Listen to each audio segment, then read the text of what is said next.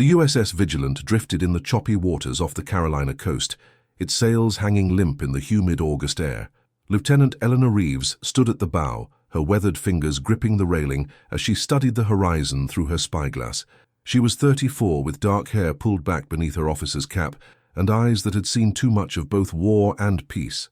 Behind her, the once proud frigate sat unnaturally quiet, its crew moving with a hushed anxiety that matched the gathering storm clouds. "Still nothing, Lieutenant." Captain Harris approached, his voice low despite the open expanse of sea around them. "Nothing, sir." Eleanor collapsed the spyglass with a sharp click. "But they'll come. The Corsair doesn't abandon prey." 3 days earlier, the pirate vessel had appeared as if from the mist itself, sleek and terrible, firing a single warning shot across their bow. What followed wasn't the expected battle, but something far worse. 6 men boarding with precision, disabling every cannon on the Vigilant in less than 20 minutes, then vanishing back to their ship. No casualties, no theft, just the surgical removal of the Navy frigate's teeth. "The men are restless," the captain said, his eyes on the distant line where sea met sky. "Word below deck is that the pirates used some kind of new lock mechanism, something our gunners have never seen." Eleanor nodded. She had examined each cannon herself, found each firing mechanism jammed with an intricate brass device that resisted every attempt at removal. As the ship's engineer, this failure sat squarely on her shoulders, a weight as heavy as the useless iron barrels lining their deck. "The Corsair is hurting us," she said finally, "pushing us toward the shipping lanes. They want bigger prizes, and they're using us as bait." The captain's silence confirmed her assessment. Without cannons, the Vigilant was little more than an observer to whatever came next, a Navy vessel forced to watch as civilian ships were taken, unable to intervene. Below deck, Eleanor returned to the makeshift workshop she had assembled in what was once the ship's chart room. Scattered across the table were the tools of her trade: calipers, files, small hammers, and a single brass device, identical to those jamming their cannons, that she had managed to remove before it had activated fully. A knock at the door interrupted her concentration. "Enter," she called, not looking up from her work. Samuel Chen, the youngest member of her engineering team, slipped inside. At 22, he still carried the eager energy of the Naval Academy, though 3 months at sea had begun to temper it with experience. "The forward watch spotted something, ma'am." "Not the Corsair. A merchant vessel heading right for us." Eleanor set down her tools. "How far?" 2 hours, maybe less with this wind." She ran a hand over her face, feeling the grit of 3 sleepless nights. "And still no progress on these mechanisms?" Samuel hesitated. "That's why I came. I think I found something in the captain's library." He placed an old leather-bound journal on the table, its spine cracked and pages yellowed. It belonged to a British naval engineer from the War of 1812. "There's a section on countermeasures for cannon tampering." Eleanor flipped through the fragile pages, her pulse quickening as diagrams similar to their current predicament emerged. "Where did you find this?" "Hidden behind the nautical almanacs. I don't think anyone's opened it in decades." For the first time in days, Eleanor felt a flutter of hope beneath her ribs. "Get me Preston and Diaz, and tell the captain I need an hour." "An hour before what?" Eleanor was already turning pages, her mind racing ahead. "Before I attempt to bring our cannons back to life." As Samuel left, she traced her finger over a faded illustration that looked remarkably like the brass mechanism on her workbench. The journal's author had included notes in a cramped, precise hand. "The pirates believe themselves clever, but every lock has its weakness. The key is not to fight the mechanism, but to understand its rhythm." Outside, the wind finally caught the sails, pushing the Vigilant forward with new purpose. Eleanor felt the shift beneath her feet, the familiar sensation of momentum returning after too long at standstill. In the distance, thunder rumbled across the water, as if the sky itself was promising the return of the Vigilant's voice. Rain began to fall as Eleanor and her team worked on the forward cannon, the largest of the Vigilant's armaments. Water streamed down their faces, but no one suggested moving below deck. Time was their enemy now. The merchant vessel drew closer by the minute, and somewhere beyond the curtain of rain, the Corsair waited. "Hold the lamp higher," Eleanor instructed Preston, her fingers working delicately within the cannon's firing mechanism. The brass device had been inserted with remarkable precision, its gears interlocking with the cannon's hammer in a way that allowed it to be primed but prevented firing. "The journal mentioned a sequence," she muttered, more to herself than her team. "Not brute force, but patience." Diaz, a former locksmith from Boston who'd joined the Navy to escape mounting debts, leaned closer. "It's like a puzzle box, Lieutenant. See how this gear here catches when you try to force it, but if you ease back..." The mechanism clicked softly, one tooth disengaging from another. Eleanor's breath caught. "That's it. Samuel, note the sequence. Quarter turn counterclockwise, then pause, then another quarter." For 20 minutes they worked in silent concentration, the rain drumming a steady rhythm on the deck. With each small adjustment, the mechanism loosened its grip on the cannon's firing system. When the final piece slid free, Eleanor held it up to the lantern light, a marvel of engineering despite its nefarious purpose. "One down," Samuel said, his smile fading as he looked at the row of disabled cannons stretching down the deck. 11 to go. Eleanor pocketed the disarmed device. "We don't need all of them. 4 strategically placed cannons will give us enough firepower." She pointed to the bow, midship, and stern positions. "These 4. We focus here." Captain Harris appeared beside them, water dripping from his hat. "The merchant ship has changed course, Lieutenant.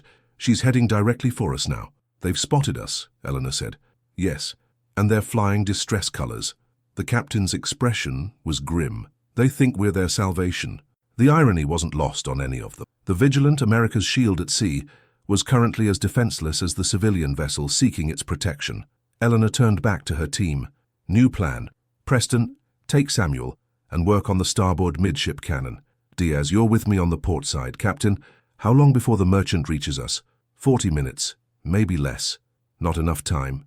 Not nearly enough, but it would have to be. As the teams split to their assigned cannons, Eleanor caught Samuel's arm. "The journal, did it mention anything about the pirates' attack patterns? How they coordinate?" Samuel hesitated. There was something. The author believed the pirates used signals, specific flag configurations, to communicate between ships. He documented some of them. "I need to see those pages." While Diaz began work on the port cannon, Eleanor studied the journal under the shelter of a canvas tarp. The British engineer had meticulously recorded the flag signals used by the pirates of his era, simple combinations of colors and positions that conveyed commands across distances where voices couldn't carry. A realization began to form in her mind. "They're using us," she murmured. "Ma'am?" Diaz looked up from his work. "The Corsair. They didn't just disable our weapons. They're planning to use us as part of their trap." She closed the journal with sudden certainty.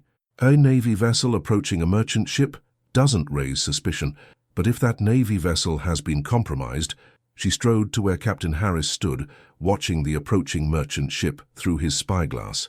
"Captain, we need to send a warning. The Corsair isn't just nearby. I believe they've infiltrated our crew." Harris lowered his spyglass slowly. "That's a serious accusation, Lieutenant. Think about it, sir. How did they board us so easily? How did they know exactly where each cannon was located, and how to disable it so quickly?" She gestured toward the horizon. "And now a merchant vessel appears, conveniently sailing into our path." The captain's expression darkened as he processed her words. "If you're right, then the infiltrators would have already signaled the Corsair about our repair attempts." "Yes, sir. Which is why we need to change our approach." Eleanor's mind raced ahead, calculating angles, timing, risks. "We need to let them think they've won right until the moment they realize they've lost." Harris studied her for a long moment, rain streaming down his weathered face. Then he nodded once. "What do you need, Lieutenant?" Eleanor looked across the deck where Preston and Samuel were making progress on the starboard cannon. Beyond them, the merchant vessel grew larger on the horizon, its distress flag snapping in the wind, a ship sailing directly into danger, believing it was heading toward safety. "First," she said, "I need to know which of our crew we can absolutely trust, and then I need them to help me spring a trap of our own." As she outlined her plan, the storm intensified around them, waves crashing against the Vigilant's hull. Eleanor felt the weight of every life aboard both ships resting on her shoulders, and on the precision of her engineering skill. In her pocket, the brass sabotage device seemed to grow heavier, a reminder of everything at stake. As dusk fell, the merchant vessel, the Carolina Star according to her flag, pulled alongside the Vigilant. Through the fading light and persistent rain, Eleanor could make out the concerned faces of the civilian crew, watching the Navy frigate with desperate hope. Captain Harris stood at the railing, his uniform impeccable despite the weather, projecting the confidence expected of a Navy commander. "Remain at your stations," he called to the visible members of the Vigilance crew. "Prepare to receive visitors from the Star." The order was part of the charade they had carefully constructed over the past hour. On the surface, the Vigilant appeared to be following standard protocol for aiding a distressed vessel. Below that surface, an entirely different operation was unfolding. Eleanor nodded to Samuel, who was positioned near the starboard cannon they had restored, one of only two they had managed to repair in time. Unlike the others, these cannons showed no external signs of repair. To any observer, the Vigilant remained defanged, exactly as the pirates had left her. "Lieutenant Reeves," the captain's voice carried across the deck, "please escort our guests to the wardroom when they arrive." "Aye, Captain." Eleanor stepped forward, her hands clasped behind her back to hide their trembling, not from fear but from the raw anticipation coursing through her veins. A gangplank was secured between the vessels, and 3 men crossed onto the Vigilant, the Carolina Star's captain and 2 officers, their civilian clothes sodden from the rain. Eleanor studied their faces, searching for signs of deception, but found only the genuine relief of mariners who believed they had found sanctuary. As she led them below deck, Eleanor caught sight of Midshipman Taylor giving a subtle hand signal from the crow's nest, the all clear that indicated no other vessels had been spotted yet. But she knew the Corsair was out there, waiting for the signal from their infiltrators aboard the Vigilant. In the wardroom, Captain Harris greeted the merchant captain with practiced cordiality. "Captain Williams, welcome aboard the USS Vigilant. I understand you've encountered difficulties." The civilian captain nodded gratefully. "Engine troubles, Captain Harris. We've been adrift since yesterday morning. When we spotted your vessel, it seemed like Providence itself." Eleanor exchanged a glance with Harris. The engine troubles confirmed their suspicions. The Carolina Star was no random encounter but a deliberate plant. Modern merchant vessels carried auxiliary sails for emergencies, but they were powered primarily by steam engines, making them faster and more predictable than sailing ships.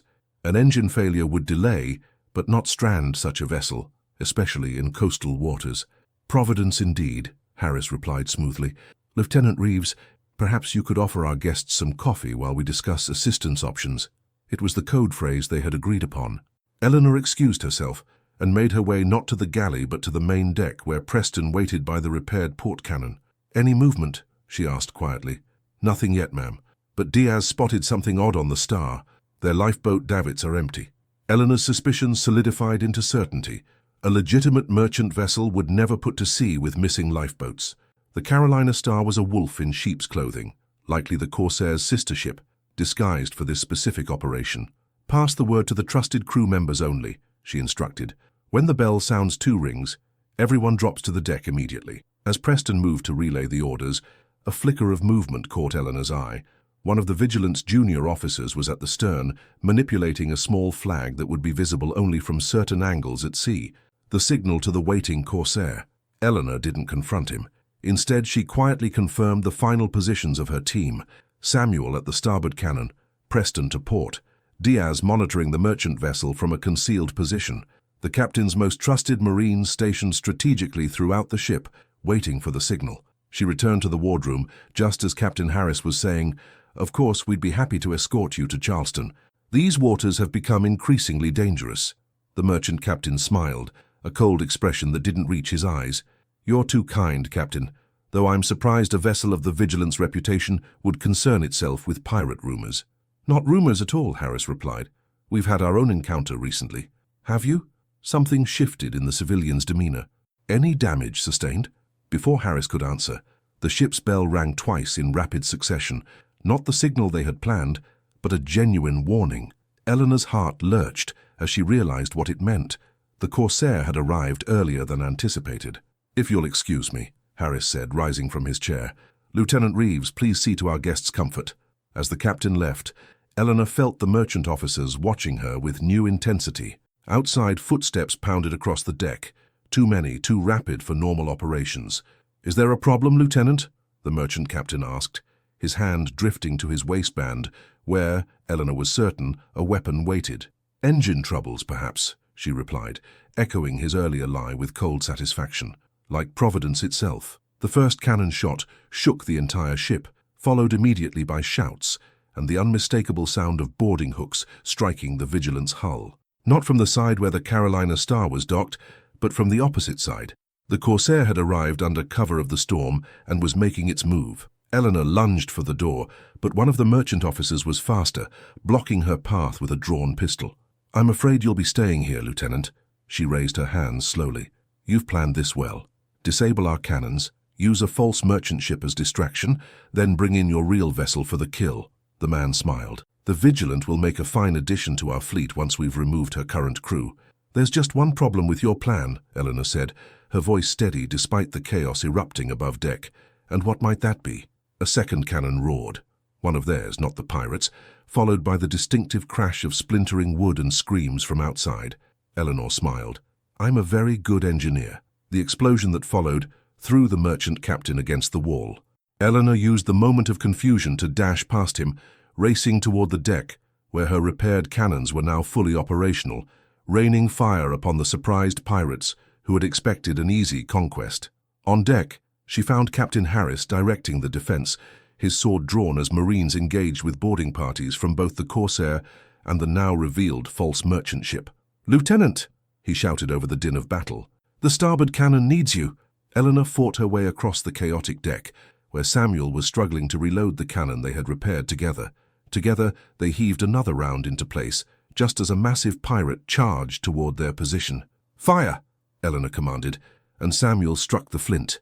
The cannon roared to life, its thunder rolling across the water, no longer silenced, but speaking with the full authority of the United States Navy. By dawn, both pirate vessels had been captured, their crews secured in chains below deck. The Vigilant had suffered damage, but she remained proudly afloat, her cannons once again defending American waters as they were meant to do. Eleanor stood at the bow, watching the sunrise break through the dissipating storm clouds. Captain Harris joined her, his uniform torn and bloodied, but his posture unbowed. "Washington will want a full report on those sabotage devices," he said, gesturing to the brass mechanism she still carried in her pocket, "and on the engineer who defeated them." Eleanor nodded, feeling the weight of the small device, a reminder of how close they had come to defeat and how engineering skill had turned the tide. "I'll document everything, sir." She looked out at the captured pirate vessels being towed behind the Vigilant. "Though I suspect the pirates will develop new methods." "And we'll develop new countermeasures," Harris replied. "That's the nature of our profession, Lieutenant. Action and response, challenge and solution." As if to punctuate his words, the forward cannon fired a single victory shot that echoed across the now calm sea, a declaration that what pirates had silenced, American ingenuity had restored. The thunder had returned.